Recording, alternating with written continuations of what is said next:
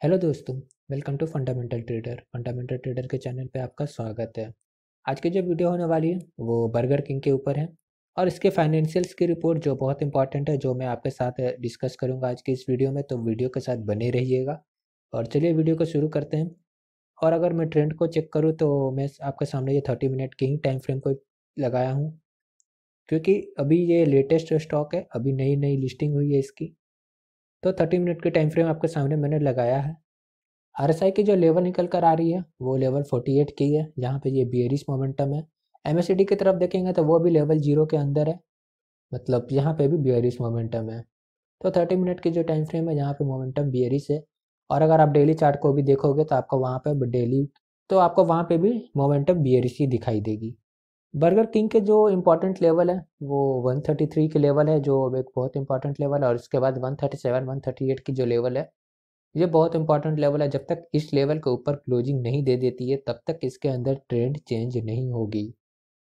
Burger king premium के बाद continue 3 दिन तक ये अपर सर्किट पे रही, 200 रुपये के हाई बनाई।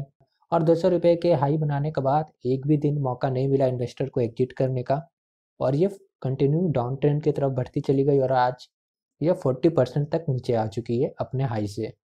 और ये सिर्फ बर्गर किंग के साथ ही नहीं हुआ, बाकी के जितने भी आईपीओ आए हैं सभी के साथ ऐसा ही हुआ, सभी को डंप किया गया। ये जो ऑपरेटर्स हैं, ये जो इन्वेस्टर्स हैं, इनको पता है कि मार्केट अभी नेगेटिव होने वाली है, कोई भी स्टॉक ऊपर जानी मुश्किल है, तो इन्होंने इसे डंप किया। और दूसरी भी एक रीजन है इसके फाइनेंशियल की रिपोर्ट। देखिए, लिस्टिंग गेन तो होती है, लेकिन जब बाद में लिस्ट हो जाती है ना, तो उसे इतनी गंदी तरीके से डंप किया जाता है कि आप सोच नहीं सकते। जो फंस जाता है ना, उसकी हालत एकदम रोने वाली हो जाती है।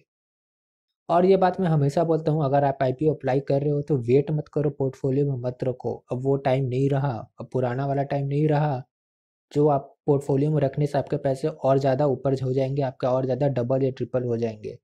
आज की जो लोग हैं वो बहुत ग्रीडी टाइप के लोग हैं।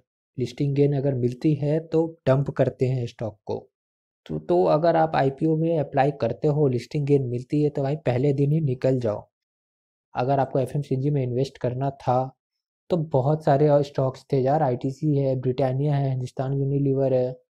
आप यहाँ इन्वेस्ट करो, जुबिलेंट फूडवर्क है, मैंने वीडियो भी बनाया पहले, डाबर है, इन सब पे मैंने वीडियो बनाया था, आप यहाँ पे इन्वेस्ट करो। तो बर्गर किंग में होल्ड रखने का कोई मतलब नहीं होता। चलिए मैं फिर भी एक बात बताता हूँ, मुझे लगता है यहाँ से कुछ दिन के बाद 140 के लेवल आपको दिखाई दे सकती है, क्योंकि मुझे लगता है एक मौका और देगा बर्गर किंग। आप किसी भी तरह से एग्जिट कर लेना अपने पोर्टफोलियो से, क्योंकि क्योंकि अभी मुझे लगता है इसको आपको टाइम देना चाहिए। इसको अच्छी ट्रेंड में आने दो, अच्छी लेवल पे आने दो। अगर ये अच्छे मूव देती है तब उसके बाद आप वापस इसमें एंट्री लेना और फिर पैसे कमाना। लेकिन अभी जो ये डाउन ट्रेंड में है, अभी जो इस पे सभी इन्वेस्टर्स की जो नज़र है, जो इसमें बेच रहे हैं, शॉर्ट सेलिंग कर रहे हैं, तो इस टाइम पे एंट्री लेना सही नहीं है। तो 140 के लेवल मुझे लगता है आपको दिखाई देगी कुछ दिन में। तो अगर 140 की लेवल आती है तो आप एवरेज करो और एग्जिट कर जाओ।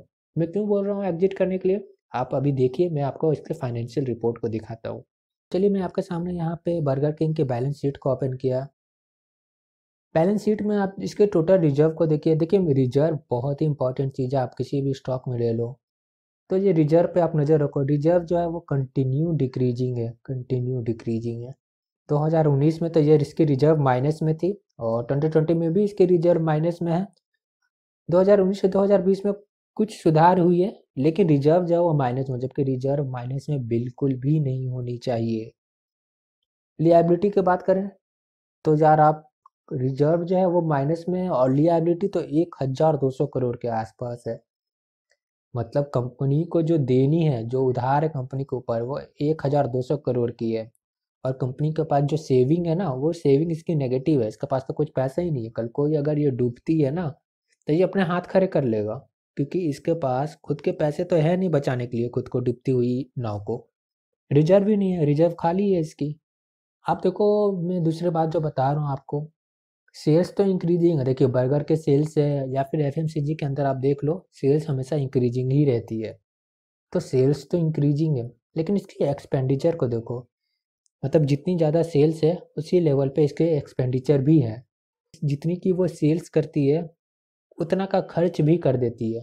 वो प्रॉफिट की बात नहीं हुई है, वो जितना का सेल कर रही है उतना का तो खर्च भी कर देती है ये कंपनी, और उसके बाद ये टैक्स दे देती है, डिप्रिसिएशन दे देती है। तो इन सब के पास उसके पास जो बचता है ना, अगर आप इसका नेट प्रॉफिट को देखोगे तो वो कंपनी अभी भी लॉस में चल रही है, क्योंकि मिला जुला के अगर वो जितने का सेल नहीं करता है उससे ज़्यादा ये नुकसान में रहता है। तो आपने ये भी देखा है नेट प्रॉफिट ऑलरेडी नेगेटिव है, और ये सब आईपीओ का पहले भी अवेलेबल था। ये सब जो डाटा है ना, इसकी बैलेंस शीट में ऑलरेडी अवेलेबल था। फिर भी इसके अंदर बहुत ही बम्पर लिस्टिंग गेन हुई, और लिस्टिंग गेन होने के बाद क्या हुआ वो आपने देख लिया। वेक्टर फूड की भी ऐसे ही फाइनेंशियल रिपोर्ट है, नेगेटिव में है वो। उसकी लिस्टिंग गेन देखो कितनी अच्छी लिस्टिंग गेन हुई, और उसके बाद किस तरह से डंप कर दिया गया। कंपनी के रिटर्न ऑन इक्विटी अगर देखोगे तो -29% है।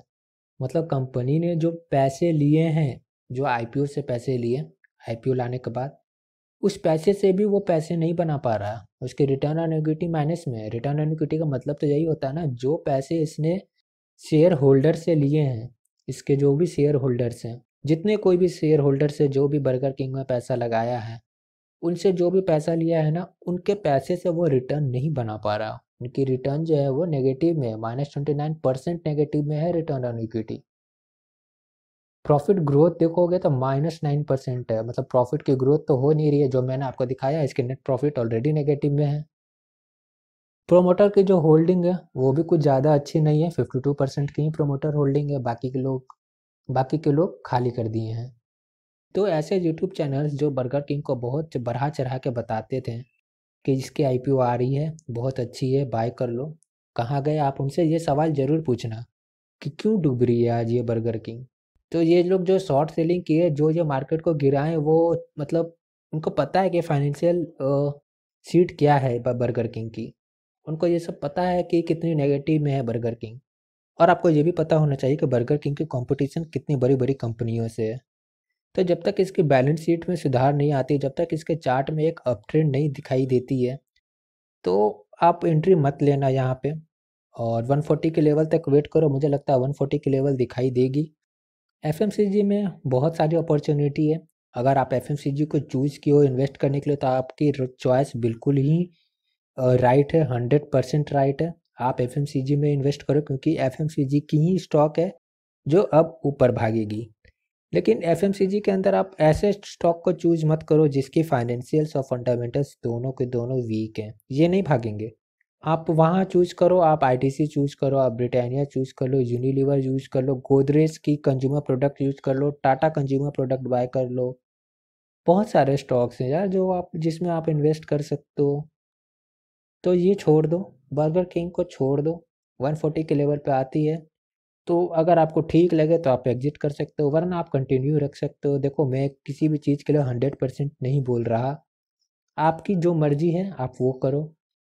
मेरा काम था आपके सामने सारे रिपोर्ट को दिखाना और बताना।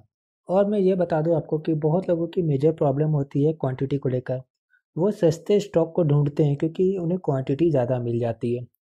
तो ये जो छोटे इन्वेस्टर्स हैं, वो ये सोचते हैं कि अगर वो सस्ते स्टॉक लेंगे, मतलब 100 रुपीज़ वाले लेंगे, 200 रुपीज़ वाले स्टॉक लेंगे, तो उन्हें क्वांटिटी ज़्यादा मिल सकती है। 10,000 में 100 क्वांटिटी मिल जाएगी, 50 क्वांटिटी मिल जाएगी। लेकिन ये जो 1000-2000 वाले स्टॉक होते हैं, उनमें तो उन्हें 2 3 4 या 5 स्टॉक ही मिल पाएंगे 10,000 में।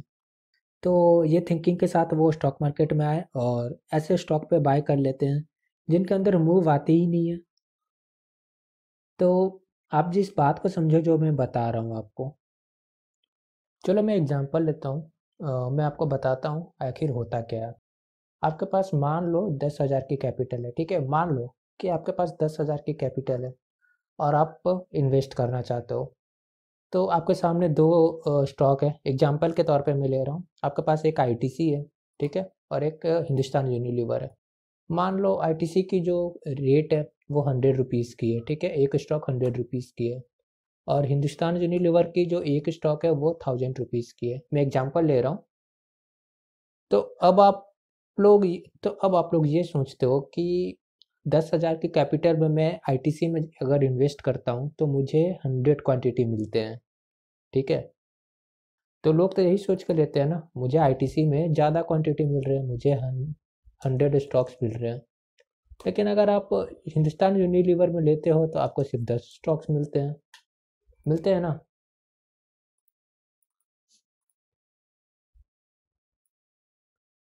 तो कुछ लोग ये सोचते हैं कि मुझे ज़्यादा क्वांटिटी मिल रहा है आईटीसी में और हिंदुस्तान यूनिलीवर में कम स्टॉक्स मिल रहे हैं, कम क्वांटिटी मिल रही है। तो ये सोच करके सब आईटीसी में ज़्यादा ले लेते हैं कि मुझे 100 स्टॉक्स मिलेंगे, तो मैं यहाँ पर परचेस करता हूँ। अब आती है प्रॉफिट की। मान लो आप 100 स्टॉक ले लिया आईटीसी में और एक दूसरा बंदा है वो हिंदुस्तान यूनिलीवर में 10 स्टॉक ले लिया।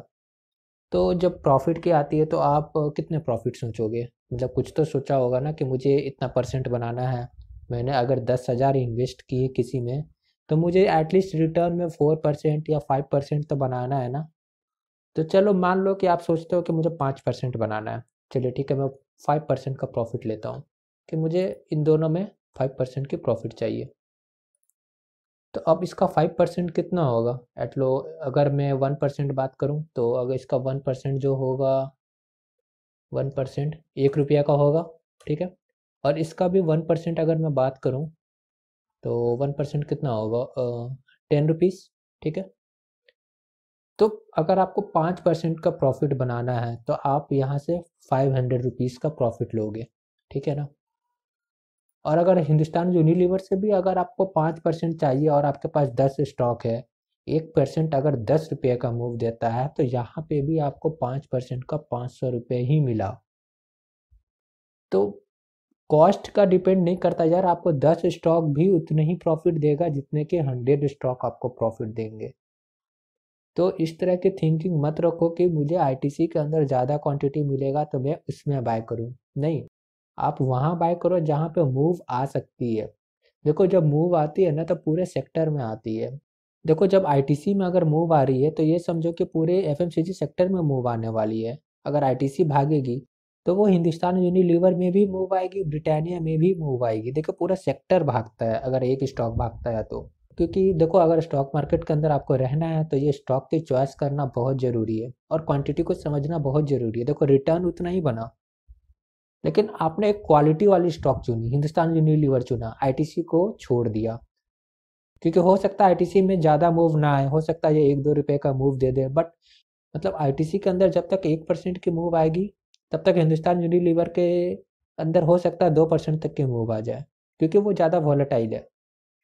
तो प्रॉफिट उतना ही बनना है। अगर आईटीसी में 1% लेते हो तो 100 रुपये बनेगा, हिंदुस्तान यूनिलीवर में भी 100 रुपये बनेगा भाई, 10 स्टॉक से 1%।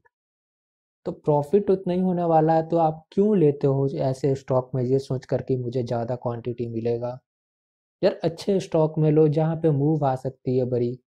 आप बर्गर किंग में क्यों इन्वेस्ट करोगे? वो ठीक है अगर आप लिस्टिंग गेन के लिए लिए, लिस्टिंग गेन लेने के बाद आपको निकल जाना चाहिए था, क्यों वेट किए? आपके पास तो और भी एफएमसीजी के स्टॉक्स है यार, आप आईटीसी में ले लेते, आप ब्रिटानिया ले लेते, जुबिलेंट फूडवर्क ले लेते। यार क्वांटिटी पे डिपेंड नहीं करता, क्वांटिटी आपके पास जितनी कैपिटल है आप उतना ही लो, पैसा उतना ही बनेगा, प्रॉफिट उतना ही बनेगा जितनी ज़्यादा क्वांटिटी वाले स्टॉक में बनेंगे।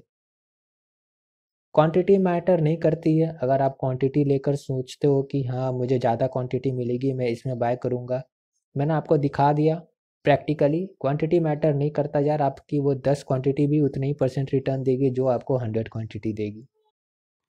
अगर आप चाहो तो मेरे साथ टेलीग्राम चैनल पर जुड़ सकते हो, लिंक मैंने कमेंट में पिन कर दिया है और डिस्क्रिप्शन में भी बता दिया है। चैनल फ्री ऑफ कॉस्ट है, कोई भी सर्विस के लिए कोई चार्ज नहीं है, सब कुछ फ्री है और ये चैनल आप लोगों के लिए ही बनाया गया है।